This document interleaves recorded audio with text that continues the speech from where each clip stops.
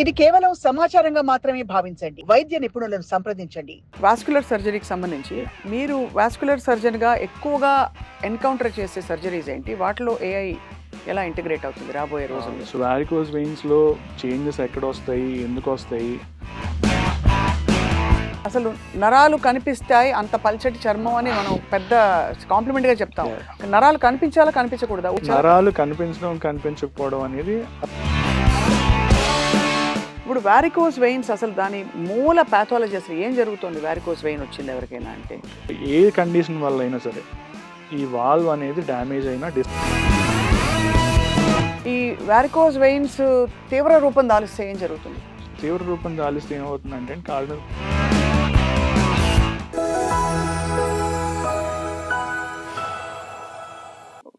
Vascular సర్జరీకి సంబంధించి మీరు వాస్కులర్ సర్జన్గా ఎక్కువగా ఎన్కౌంటర్ చేసే సర్జరీస్ ఏంటి? వాటిలో ఏఐ ఎలా ఇంటిగ్రేట్ అవుతుంది రాబోయే రోజుల్లో? సో దిస్ థింగ్ అండి, లాస్ట్ 2022లో we presented our paper in USA కాన్ఫరెన్స్లో ఒకటి.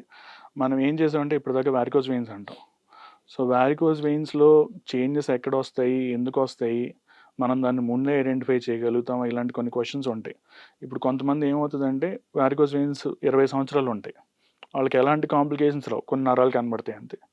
సో కొంతమందికి ఏంటంటే 6 నెలల్లో కాలు మీద పుండు వచ్చేస్తుంది. సో కొంతమందికి ఇలా ఎందుకు అవుతుంది, కొంతమందికి అలా ఎందుకు అవుతుంది? సో ఎవరిలో మనం ఇంకేమైనా ముందే ఆ చేంజెస్ రాకముందే మనం ఏమైనా చేయగలుగుతాం అని చెప్పి ఒక ఆర్టిఫిషియల్ ఇంటెలిజెన్స్ ప్రోగ్రామ్ క్రియేట్ చేసి మనం ఎంఆర్ఐ స్కాన్స్ అనలైజ్ చేసి we produced some results which are about 97% accurate. అంటే బేసికలీ వీళ్ళకి రాబోయే రోజుల్లో వారికోస్ వెయిన్స్ దారి వాళ్ళకి ఏం చేస్తారు అప్పుడు? సపోజ్ అలా ఉందనుకోండి, సో వాళ్ళు మోర్ క్లోజర్ ఫాలో అప్లో పెట్టుకుంటాం వాళ్ళని. సపోజ్ ఏడాదికి ఒకసారి రమ్మనే వాళ్ళని 6 నెలలకే రమ్మంటాం. సో చేంజెస్ స్టార్ట్ ఏం చేస్తారు వస్తే?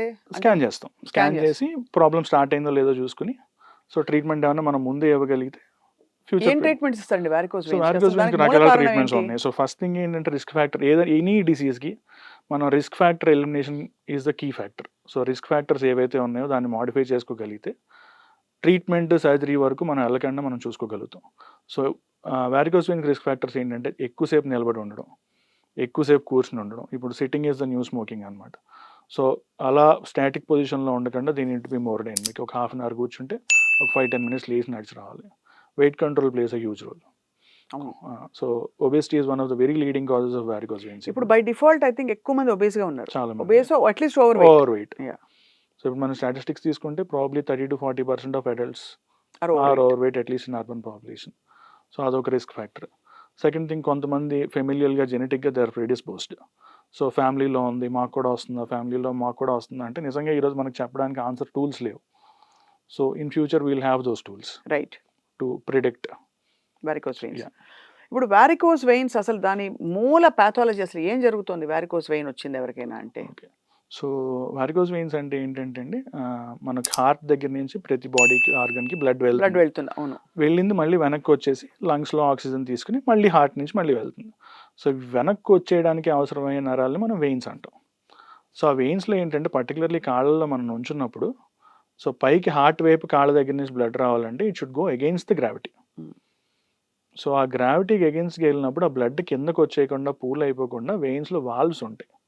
సో ఈ వాల్వ్స్ ఏంటంటే బ్యాక్ ఫ్లో ప్రివెంట్ చేస్తాయి. సో ఏ కండిషన్ వల్ల అయినా సరే ఈ వాల్వ్ అనేది డ్యామేజ్ అయినా, డిస్ఫంక్షనల్ అయినా, స్ట్రక్చరల్ డ్యామేజ్ అవ్వచ్చు, ఫంక్షన్ పోవచ్చు. సో ఆ వాల్వ్ ఫంక్షన్ పోయి పూలింగ్ ఆఫ్ బ్లడ్ స్టార్ట్ అవుతుంది. సో ఆ పూల్ అయినప్పుడు ఏమవుతుందంటే నరాలు ఉబ్బుతాయి. సో న్యాచురల్లీ ఒక పైప్ మనం పైన పట్టేసుకోవడం లేకపోతే ఫ్లో పెంచామనుకోండి, బెలూన్ కానీ పైప్ కానీ పెద్దది అవుతుంది, సేమ్ నరాలు ఉబ్బుతాయి. సో నరాలు ఉబ్బినప్పుడు ఏమవుతుందంటే అందులో ప్రెషర్ పెరుగుతుంది. సో ఆ ప్రెషర్ మళ్ళీ స్కిన్ మీద పడుతుంది.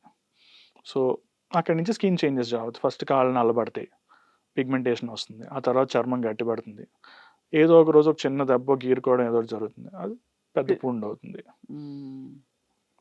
సో దానికి ఏంటి బ్లడ్ థిన్నర్స్ అలాంటివి ఇస్తారండి? సో బ్లడ్ థిన్నర్స్ కాదు, దానికి ఏంటంటే దేర్ ఆర్ 2 మోడ్స్. ఒకటేంటి నాన్ ఆపరేటివ్, ఎర్లీ స్టేజెస్లో ఉన్నారు, ఇంకా పుండు పడలేదు, ఆర్ మేజర్ వాల్వ్ డ్యామేజ్ లేదు అనుకున్నప్పుడు so will give what is called is compression therapy.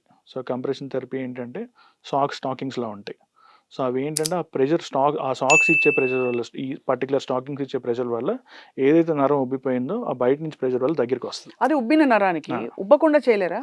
ఉబ్బకుండా ఉబ్బకుండా చేయలేరా? సో ఉబ్బకుండా చేయలేం. సో Predisposition ప్రీడిస్పోజ్డ్ ఉంటే- ఎవరన్నా ఉంటే నేను చెప్పినట్టు రిస్క్ ఫ్యాక్టర్ మోడిఫికేషన్. అది so risk let factor them be అంటే active, let them be active, let them be hydrated, let them lose weight if they have excess weight. అది కాకుండా there are certain type of stockings, ఈ socks లోనే lower grade ఉంటాయి. So ఆ lower grade stockings ఇచ్చి వేసుకోవాలి. It probably delay it, అంతే it కదా. Will delay it. మీరు అన్నట్టు వాళ్ళకి ఆల్రెడీ ప్రీడిస్పోజ్డ్ కండిషన్ ఉంటే గనక it means So- they are prone to it. So you can only delay it further by ఒకటి వెయిట్ మేనేజ్మెంట్, రెండు మీరు అన్నట్టుగా stockings. So we can delay it and we can make the more comfortable కూడా. At the same time symptom relief కూడా ఉంటుంది. So they will be more comfortable. ఈ varicose veins తీవ్ర రూపం దాలిస్తే ఏం జరుగుతుంది? సో తీవ్ర రూపం దాలిస్తే ఏమవుతుందంటే కాళ్ళ మీద పుండ్లు పడతాయి. సో ఆ పుండ్లు మనం సాధారణంగా పుండు పడితే ఏం చేస్తాం, ఆయింట్మెంట్ రాసుకుంటాం, డ్రెస్సింగ్ చేస్తాం, తగ్గుతుందని వెయిట్ చేస్తాం. సో ఇది ఎన్నేళ్ళైనా తగ్గదు. సో రూట్ కాజ్ ట్రీట్ చేయకుండా తగ్గదు అనమాట. సో దానికి తోడు కాళ్ళు బరువెక్కడం, చర్మం నల్లగా అయి గట్టిగా అయిపోవడం, డ్రైనెస్ వచ్చేయడం, సో నరవడం ఇబ్బంది పడడం, సో ట్రావెల్ చేస్తే కాళ్ళు pain కూడా ఉంటుంది వాచిపోవడం, కదా? విపరీతమైన పెయిన్ ఉంటుందని కొంతమందిలో. అమ్మో బాబాయ్.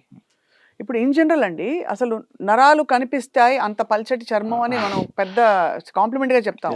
నరాలు కనిపించాలా కనిపించకూడదా? ఉదాహరణకి మామూలుగా నరాలు సో కనిపించాలా? నరాలు కనిపించడం కనిపించకపోవడం అనేది అసలు మనం మాట్లాడుకోవాల్సిన టాపికే కాదు. కొంతమందికి కనిపిస్తే కొంతమందికి అంతే, కనిపించవు. దానికి ఏం ప్రాబ్లం సో లేదు. కనిపించినంత మాత్రం వారికోజ్ వెయిన్స్ అనకూడదు. ఈ మధ్యన ప్రాబ్లం ఏమైందంటే ప్రతి నరానికి లేజర్ ఆపరేషన్ అని చెప్పి మొదలు పెట్టారు.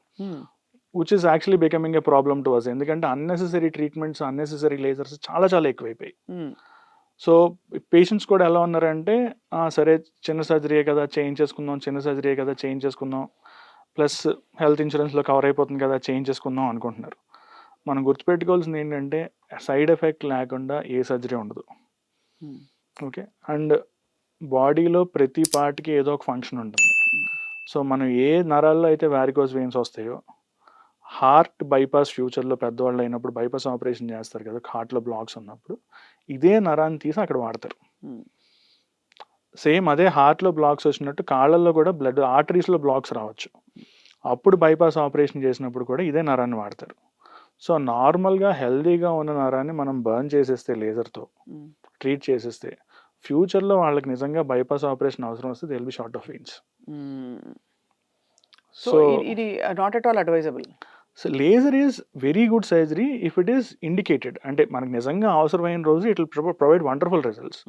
బట్ ప్రతి చిన్న కనబడే వెయిన్ దానికి లేజర్ చేసి ట్రీట్ చేసేస్తాం అంటే that is not right. So this message should go very strong అనమాట. ఎందుకంటే నెంబర్ ఆఫ్ లేజర్ సర్జరీస్ విపరీతంగా పెరిగిపోయి మేము రోజుకి ఒక 5-6 మీకు లేజర్ అవసరం లేదు, ఆపరేషన్ చేయించుకోవద్దు అని చెప్పి పంపించాల్సిన పరిస్థితి వచ్చింది. సో సెల్ఫ్ ప్రిస్క్రైబ్డ్ అంతా, సెల్ఫ్ ప్రిస్క్రైబ్డ్, కొంత రాంగ్ ప్రిస్క్రైబ్డ్ గూగుల్ యూనివర్సిటీలో. బట్ చాలా information on very different topics from very experience surgeon like you, doctor Vishwanath garu. ధన్యవాదాలు. Thank you for your valuable time. Thank you. నమస్తే.